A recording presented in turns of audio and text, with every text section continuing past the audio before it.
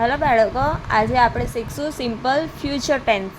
Simple future tense એટલે સાદો ભવિષ્યકાળ. સાદો ભવિષ્યકાળ કોને કહેવાય બાળકો? ભવિષ્યકાળની ક્રિયા દર્શાવવા માટે જે કાળનો ઉપયોગ થાય તેને સાદો ભવિષ્યકાળ કહેવાય. ભવિષ્યકાળની ક્રિયા દર્શાવે તે. આપણે જોઈએ તો ભવિષ્યકાળ માટે શેલ અને વિલ વપરાય. શું વપરાય? શેલ અને વિલ. બસ ક્રિયાપદનું મૂળ રૂપ વપરાશે. શું વપરાશે? ક્રિયાપદનું મૂળ રૂપ. આપણને જે ક્રિયાપદ આપ્યું હોય એનું મૂળ રૂપ જ વપરાશે. એ આપણને સાદા ભવિષ્યકાળ સૂચવે. હવે એની નિશાની જોઈએ તો ટુમોરો છે, એટ ધીસ ટાઈમ, એટ, અને સમયમાં જોઈએ તો મોર્નિંગ, આફ્ટરનૂન, એ બંને આપણને સમય બતાવે. પછી એવી રીતે ઇફ ક્લોઝ હોય તો પણ એ શું બતાવે છે? સાદો ભવિષ્યકાળ. આપણને ઇફ ક્લોઝ આપણને સાદા ભવિષ્યકાળનું સૂચવે છે. આપણે જોઈએ બાળકો કે વિલ અને શેલ કોની સાથે વપરાશે? તો આઈ અને વી હો એના સાથે શેલ આવે, અને you, they, he, she, it આ હોય એના સાથે વિલ આવશે. આ યાદ રાખજો બાળકો, વિલ અને શેલ કોની સાથે આવે? પ્રશ્નાર્થ વાક્ય હોય, પ્રશ્નાર્થ વાક્યમાં કરતા આગળ શું મૂકવાનું હોય? આપણે શેલ કાં તો વિલ. આપણે કરતા જોવાનું છે, કરતાના હિસાબે આપણે શેલ કાં તો વિલ મૂકવાનું છે. તેવી જ રીતે નકાર વાક્ય હોય તો નકાર વાક્યમાં કરતા પછી શેલ, વિલ અને એના પછી નોટ વપરાશે. શેલ, વિલ પછી નોટ. આપણે વાક્ય રચના જોઈએ તો વાક્ય રચનામાં શું છે બાળકો? કર્મ પ્લસ કરતા,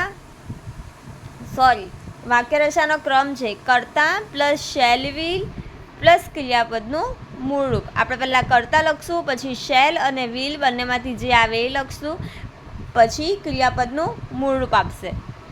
આપણે જોઈએ અમુક ઉદાહરણ જોઈએ. Tomorrow is the holiday. We dash not dash to school. જો બાળકો અહીંયા આપણને ટુમોરો આપ્યું છે, સાઇન ટુમોરો છે એટલે આપણને ખબર પડે કે આ કયું વાક્ય છે? સાદા ભવિષ્યકાળનું.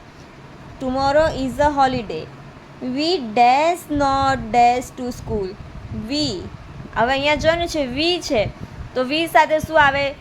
શેલ આવે કે વિલ આવે? તો વી સાથે શું આવશે બાળકો? વી સાથે શેલ આવશે. તો આપણે લખશું અહીંયા વી શેલ નોટ. આપણે ક્રિયાપદનું મૂળ રૂપ લખવાનું છે બાળકો. શું લખવાનું છે? ક્રિયાપદનું મૂળ રૂપ. તો ગોનું ગોશ થશે. આપણે કોઈ ચેન્જીસ એમાં નથી કરવાના. તો we shall not go to school. સમજ પડી બાળકો? આપણે આગળનું સેન્ટેન્સ જોઈએ. Do this work first otherwise I dash you. આપણને do this work first otherwise I dash you. આપણને શું આપ્યું છે? પનિશ. ક્રિયાપદ શું આપ્યું છે? પનિશ.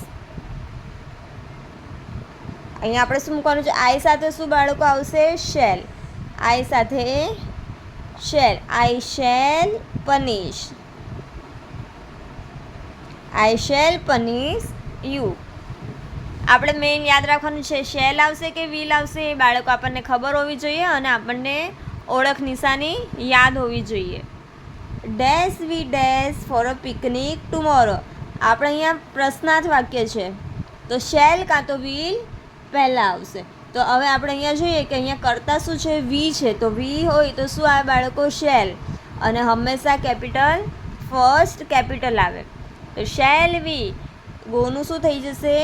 મૂળ રૂપ જ લખવાનું છે એટલે ગો જ રહેશે. Shall we go for a picnic tomorrow.